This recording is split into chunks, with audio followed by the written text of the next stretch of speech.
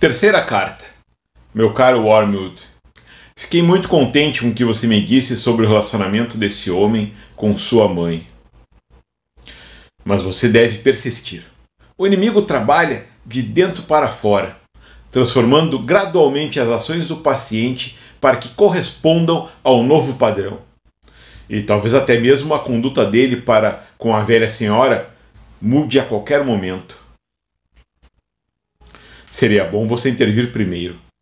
Mantenha sempre contato com o nosso colega Glubose, que é responsável pela mãe, e construa entre eles, naquela casa, um bom hábito estabelecido de aborrecimento mútuo. As alfinetadas diárias. Os métodos que a seguir serão úteis. 1. Mantenha sua mente na vida interior. Ele pensa que sua conversão é algo que se deu dentro dele e que sua atenção está, portanto, voltada nesse momento para o estado da sua própria mente. Ou, pelo menos, para a versão mais limpa e pura desse estado. E isso é tudo que você deve permitir que ele veja. Incentive isso. Mantenha a mente dele afastada dos deveres mais elementares, direcionando-as para os mais avançados e espirituais. Mantenham-o distante dos deveres mais elementares, voltando sua atenção para os deveres espirituais mais avançados. Provoque a característica humana mais útil, o horror e a negligência ao óbvio. Você deve levá-lo a uma condição em que ele possa praticar o exame da consciência por 1 hora inteira, sem descobrir nenhum desses fatos sobre si mesmo, e que, mesmo que eles sejam perfeitamente claros para quem já viveu na mesma casa com ele, ou trabalhou no mesmo escritório.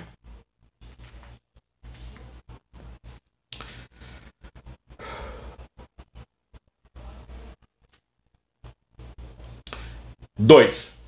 É certamente impossível impedir que ele ore pela mãe, mas temos meios de tornar as orações inócuas. Certifique-se de que sejam bem espirituais e que ele sempre se preocupe com o estado da alma da mãe e nunca com o seu reumatismo. Com isso, 2 vantagens se seguirão. Em primeiro lugar, sua atenção será mantida no que ele considera como pecados dela, pelo qual, com um pouco de orientação sua, ele pode ser induzido a considerar qualquer uma das ações dela como inconvenientes ou irritantes em si mesma. Assim, você poderá continuar esfregando sal nas feridas do dia a dia para deixá-las um pouco mais doloridas, mesmo enquanto ele estiver de joelhos. A operação não é nada difícil e você achará muito divertido. Em segundo lugar, como as ideias dele sobre a alma dela são muito grosseiras e muitas vezes erradas, ele vai, em algum grau, estar orando por uma pessoa imaginária. E será sua tarefa tornar essa pessoa imaginária diariamente cada vez menos parecida com a mãe. A velha senhora de língua afiada no café da manhã.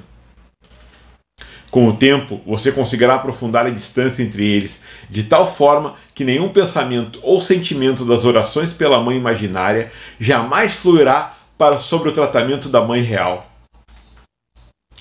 Eu tive pacientes meus tão bem na minha mão que eles poderiam ser levados a qualquer momento da oração apaixonada pela alma de uma esposa ou filho imaginário para o ato de espancar ou insultar a esposa e o filho sem nem enjoar.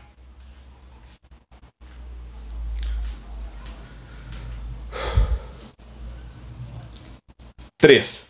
Quando 2 humanos vivem juntos por muitos anos, é bem comum que cada um tenha um tom de voz ou uma expressão facial que seja quase irremediavelmente irritante para o outro.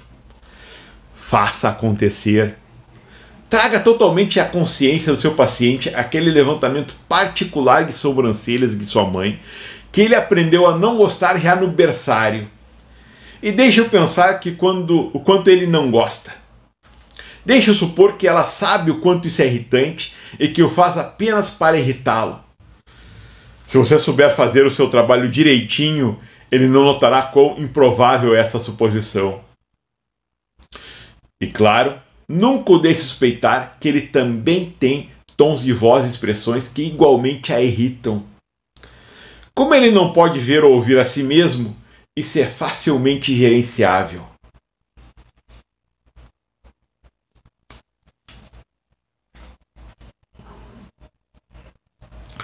4. Na vida civilizada, o ódio doméstico geralmente se expressa dizendo coisas pareceriam bastante inofensivas no papel, lembre-se, as palavras não ofendem, mas com o tal tom de voz ou em tal momento que eles não ficam muito longe de um murro na cara. Para manter esse jogo, você e Glubose deve garantir que cada um desses dois tolos tem uma espécie de duplo padrão moral. O seu paciente deverá exigir que todas as suas frases sejam tomadas pelo seu valor literal, julgado apenas pelas palavras utilizadas, ao mesmo tempo que julga e interpreta todas as frases da mãe com uma sensibilidade exagerada em relação ao tom, ao contexto e à intenção. Ele deverá ser encorajado a fazer o mesmo. Assim, depois de cada briga, cada um pode ir para um lado convencido ou quase convencido de que é inocente. Você sabe como é. Basta que eu pergunte quando o jantar vai ficar pronto para ela ter um acesso de fúria. Uma vez que o hábito estiver bem estabelecido, você terá a deliciosa situação em que um ser humano diz coisas com claro intuito de ofender e ainda se acha no direito de se queixar quando a ofensa é cometida. Por fim, diga-me algo sobre a posição religiosa da velha senhora. Teria ela algum ciúme do novo fator na vida do filho? Por exemplo, ciúme de todo o entusiasmo dele em aprender com outros e tão tarde na vida aquilo que ela acha que fez em tantas e boas oportunidades de aprender na infância? Ela acha que ele está fazendo muita confusão com esse assunto? Ou que está aceitando tudo muito pacificamente? Lembre-se do irmão mais velho, na história do inimigo. Afetuosamente, seu tio, Screwtape. Indo além do texto.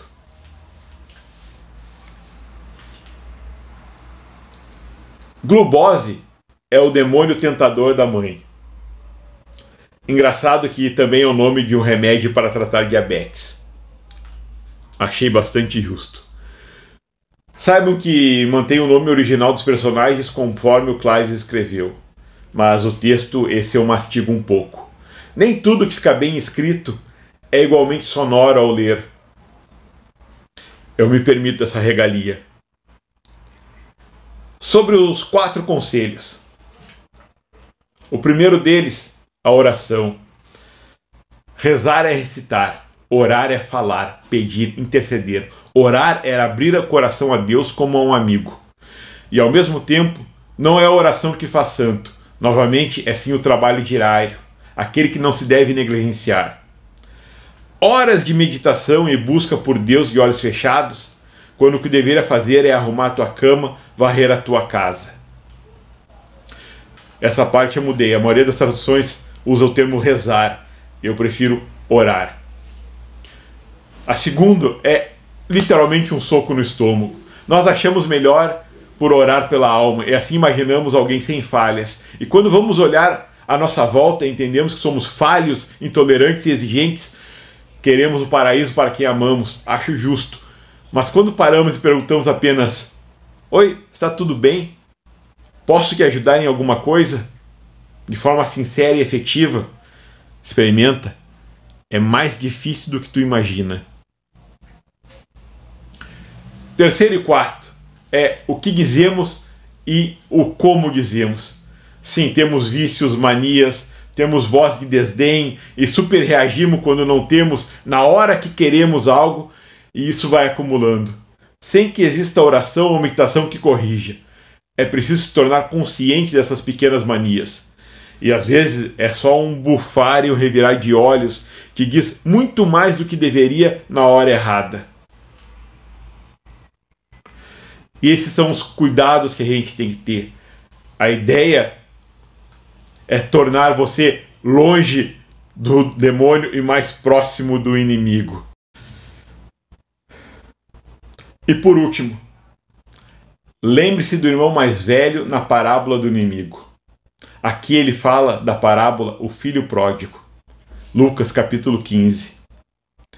Primeiro, Pródigo é a pessoa que se revela por um gasto imoderado capaz de comprometer seu patrimônio. É praticamente considerado uma doença.